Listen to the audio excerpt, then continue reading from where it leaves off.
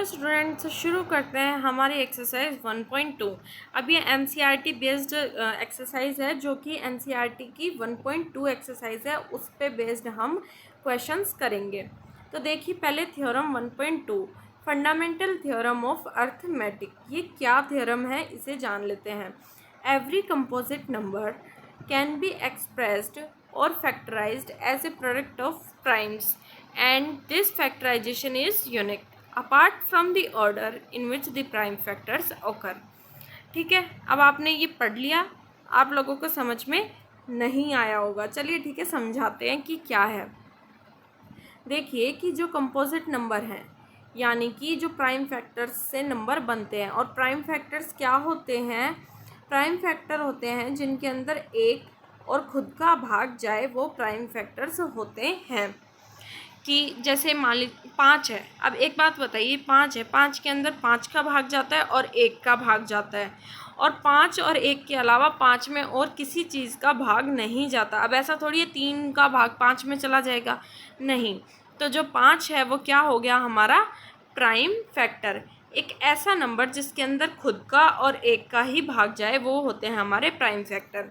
तो किसी भी कंपोजिट नंबर को हम प्राइम फैक्टर के अंदर कन्वर्ट कर सकते हैं, और उसकी जो वैल्यू आएगी वो यूनिक आएगी। बस जो ऑर्डर है उसका, वो अगर डिफरेंट है तो तब भी वैल्यू सेम आएगी। कैसे? एक्स की जो प्राइम फैक्टर्स का प्रोडक्ट है वो एक यूनिक वैल्यू देगा। बस जो उसका ऑर्डर है, अगर वो सेम है, मतलब वो अगर ऑर्डर है वो उन्हीं वैल्यूज़ का है, तब भी वैल्यू सेम आएगी। कैसे देखते हैं कि जैसे ये देखिए 2, 3, 5 और 7 है। अब आप इनको गुणा करेंगे तो आपकी जो आंसर आएगा वो कितना आएगा? 210। जब आप 2, 3, 5, 7 को गुणा करेंगे तो आपका जो आंसर आएगा वो आएगा 210। अब चाहे आप इसको कितनी भी बार गुणा कर लीजिए, ऐसा नहीं है कि आपने 10 बार गुणा किया इन वैल्यूज़ को तो आपका जो आंसर है वो 220 आने लग जाएगा।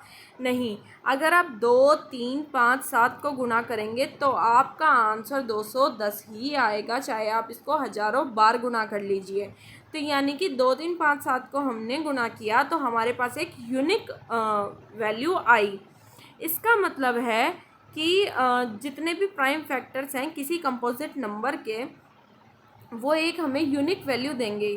कंपोजिट नंबर, अब इसमें क्या हो गया? 210 एक हमारा कंपोजिट नंबर हो गया जिसके प्राइम फैक्टर्स हो गए 2, 3, 5, 7, और इनसे सिर्फ 210 ही आएगा। लेकिन अगर इसका हम ऑर्डर चेंज कर दें, यानी कि 2 की जगह पहले 3 लिख दिया, फिर 5, फिर 7 और फिर 2, तो ये जो ऑर्डर है इससे ये ऑर्डर चेंज हो गया, लेकिन फिर भी 210 ही आएगा। तो इसका कहने का मतलब है कि जो कंपोजिट नंबर हैं उनके प्राइम फैक्टर्स का जो गुणा है वो एक यूनिक वैल्यू देगा। ये बात सही है, लेकिन जो ऑर्डर है वो उसका चेंज हो सकता है, तब भी जो क्या है, वैल्यू वही रहेगी।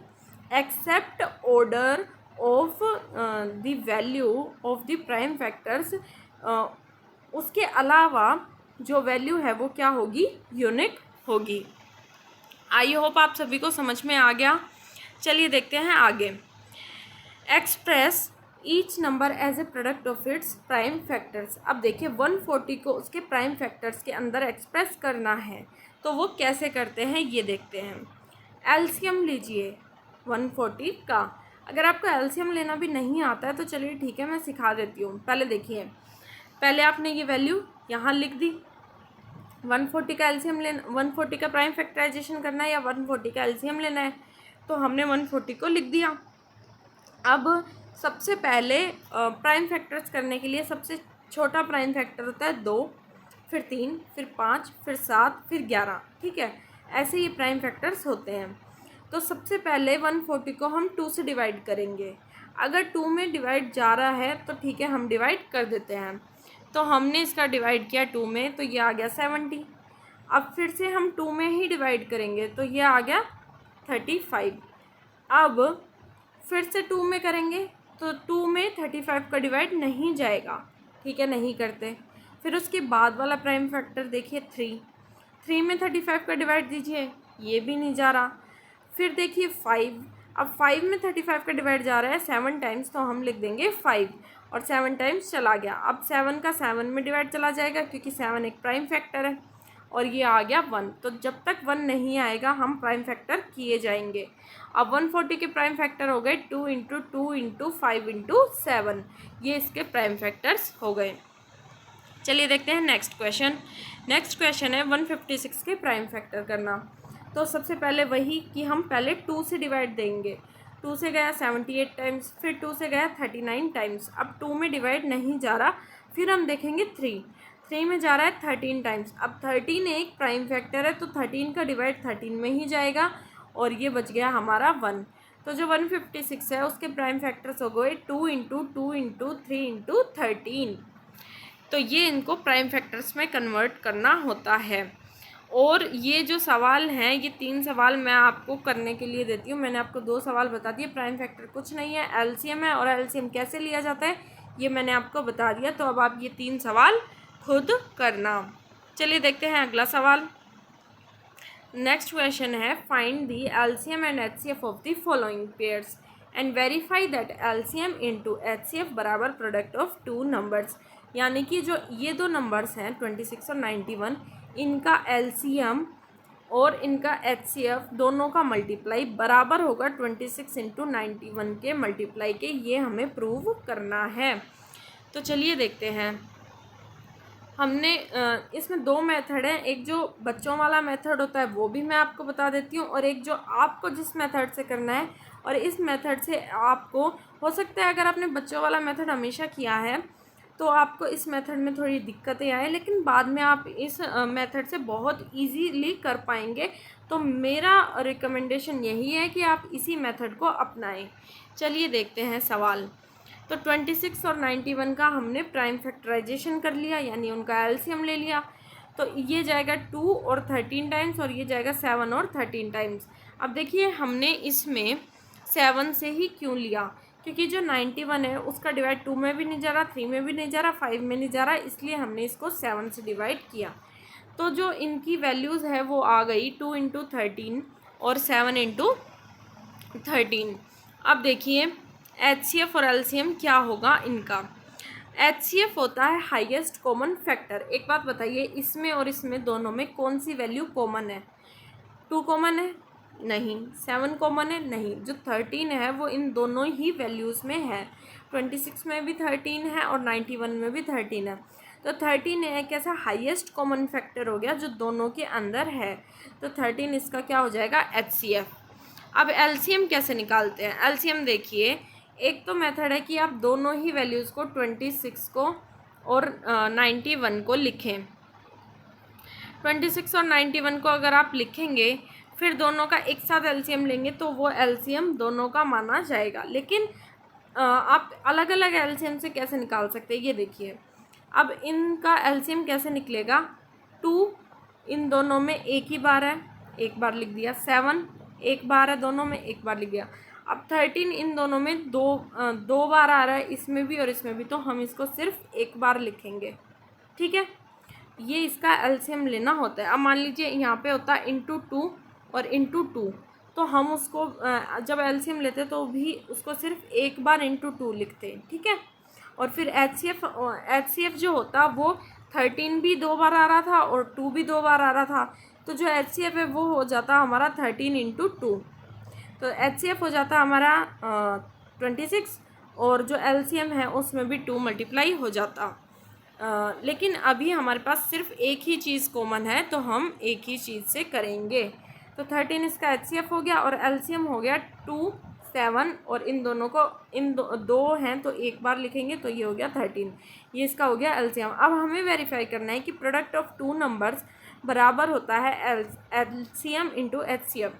तो 26 इंटू 91 करेंगे तो आ गया हमारा 2366, और इसकी वैल्यू जो एलसीएम है उसकी वैल्यू आई 182, और एचसीएफ हमारा 13, तो 13 इंटू 182 भी हमारा क्या होता है 2366। तो ये वेरीफाई हो गया कि प्रोडक्ट ऑफ 2 नंबर्स बराबर होता है एचसीएफ इंटू एलसीएम के। अब चलिए बच्चों वाला मेथड भी देख लेते हैं जो हम स्टार्टिंग से करते आए हैं। स्टार्टिंग से जो मेथड करते आए हैं उससे देखिए HCF और LCM निकालना है। अब HCF देखिए 92 छोटा है तो बाहर लिख दिया, 510 बड़ा है तो अंदर लिख दिया, फिर इसका 5 टाइम्स डिवाइड किया और 50 रिमाइंडर बचा। फिर हम इस 92 को यहाँ लिख देंगे और ये बन जाएगा, फिर 50 में 1 टाइम जाएगा 42 रिमाइंडर आ गया, फिर 50 बीच में लिख देंगे, 1 टाइम जाएगा 42 आ गया, 8 बचा, फिर 8 में 42 का डिवाइड देंगे तो 5 टाइम जाएगा, रिमाइंडर 2 बचेगा। अब 2 में 8 का पूरा डिवाइड चला जाएगा तो ये जो 2 है ये हमारा क्या हो जाएगा, HCF। तो हमारा HCF कितना आ गया, 2। अब देखते हैं LCM। LCM के लिए इन दोनों वैल्यूज़ को एक साथ लिख दिया, 510 और 92। अब प्राइम फैक्टर्स से करते रहेंगे। 2 में डिवाइड करेंगे सबसे पहले, तो यहाँ आ जाएगा 255 और यहाँ आ जाएगा 46। अब जो 255 और 46 है उसमें फिर 2 का डिवाइड देंगे, क्योंकि जो 46 है उसके अंदर 2 का डिवाइड जा रहा है, लेकिन 255 में नहीं जा रहा, तो 255 को हम ऐसा का ऐसा वापस लिख देंगे और जो 46 है उसके अंदर डिवाइड कर देंगे, तो ये बन जाएगा 23। अब 3 के अंदर डिवाइड जाएगा 225 का, तो 3 के अंदर 225 का डिवाइड जाएगा तो ये जाएगा 85 टाइम्स, और 23 के अंदर 3 का डिवाइड नहीं जा रहा, इसलिए 23 को ऐसा का ऐसा हम वापस लिख देंगे। फिर 5 के अंदर डिवाइड करेंगे, फिर 17 में, और फिर जो 23 बच जाएगा ये भी एक प्राइम नंबर है, और 17 भी, तो 17 का डिवाइड 17 में ही जाएगा और 23 का डिवाइड 23 में ही जाएगा। नीचे 1 बच गया, नीचे 1 बच गया, तो आपका LCM कंप्लीट हो गया। अब देखते हैं LCM और HCF। अब जो LCM है वो हमारा आया, ये जितने भी वेक्टर्स हमारे बने थे फैक्टर्स उन सबको लिख दिया और ये बन गया 23,460। और जो HCF है वो हमारा था 2। अब प्रोडक्ट है जो 510 और 92 का प्रोडक्ट है वो हो जाएगा हमारा 46,920। अब जो प्रोडक्ट है वो हमारा ये बन गया, और जो LCM है वो ये था, लेकिन LCM इंटू HCF होता है तो इंटू 2 कर देंगे, क्योंकि HCF हमारा 2 था, तो ये बन गया 46920, यानी कि प्रोडक्ट ऑफ 2 नंबर्स बराबर हमारे आ गया LCM into HCF। I hope आप सभी को समझ में आ गया होगा। चलिए ये जो 336 एंड 54 का निकालना है ये आप खुद निकालेंगे। चलिए अब देखते हैं आगे का सवाल। आगे है कि find the LCM and HCF of the following integers by applying prime factorisation method. तो जो ये LCM लेके करने का मेथड है ये कौन सा मेथड है, प्राइम फैक्टराइजेशन मेथड। अगर आपको क्वेश्चन में नहीं गिवन कि किस मेथड से करना है तो आप कोई भी मेथड से कर सकते हैं, मेरी मानिए तो prime factorisation method is the best. लेकिन अगर मेंशन कर दिया कि प्राइम फैक्टराइजेशन मेथड से ही करना है तो आपको इसी मेथड से करना होगा, अगर आपने दूसरे मेथड से कर दिया तो आपके मार्क्स कट जाएंगे। तो चलिए देखते हैं प्राइम फैक्टराइजेशन मेथड से। एक सवाल मैं पहले भी बता चुकी हूँ और एक और बता देती हूँ। 12, 15 और 21 है, प्राइम फैक्टर करेंगे, इनका अलग अलग हमने LCM ले लिया, तो ये बन जाएगा 2 इंटू 2 इंटू 3, 3 इंटू 5 और 3 इंटू 7। अब एक बात बताइए इनका HCF क्या होगा। देखिए 2 इस वैल्यू में है, इसमें नहीं है और इसमें नहीं है, तो 2 हमारा HCF नहीं हो सकता। 3 देखते हैं, 3 जो है वो इसमें भी है, इसमें भी है और इसमें भी है, तो जो हमारा 3 है वो हमारा क्या हो जाएगा, HCF। और LCM क्या हो जाएगा, अब LCM क्या हो जाएगा कि ये 3 और 3 बार है तो हम इस 3 को एक बार लिख देंगे, और 2 इंटू 2 इंटू 5 इंटू 7 ये सब एक एक बार है तो हमने इन सबको लिख दिया, लेकिन 3 3 बार था, तीनों में ही था, तो हम इसको सिर्फ एक बार लिखेंगे। ये वैल्यू आ गई हमारी 420। तो बस यही निकालना था HCF और LCM प्राइम फैक्टराइजेशन मेथड से। अब एक नोट है जो आपको ध्यान में रखना है कि हमने पहले देखा कि LCM और HCF दो नंबर्स का मल्टीप्लाई बराबर होता है प्रोडक्ट ऑफ दीज 2 नंबर्स, लेकिन जो 3 नंबर्स होते हैं, अभी हमने 12, 15 और 21 का देखा था, जो 12, 15 और 21 का मल्टीप्लाई है वो बराबर नहीं होता है HCF उन तीनों नंबर का और LCM उन तीनों नंबर के मल्टीप्लाई के बराबर नहीं होता है। ये सिर्फ 2 नंबर्स की जब वैल्यू हो तभी पॉसिबल है कि प्रोडक्ट ऑफ 2 नंबर बराबर होता है उनके HCF और उनके LCM के मल्टीप्लाई के। तो ये बात आप ध्यान रखना कि 3 जो वैल्यूज़ होंगी, 3 या 3 से ज़्यादा वैल्यूज़ होंगी, उनके अंदर ये मेथड काम नहीं करेगा। चलिए ये 2 सवाल हैं, ये आपको खुद को करने हैं कि 17, 23, 29 का एलसीएम एचसीएफ निकालना है प्राइम फैक्टराइजेशन मेथड से, और 8, 9, 25 का भी निकालना है। अब देखते हैं हमारा नेक्स्ट सवाल।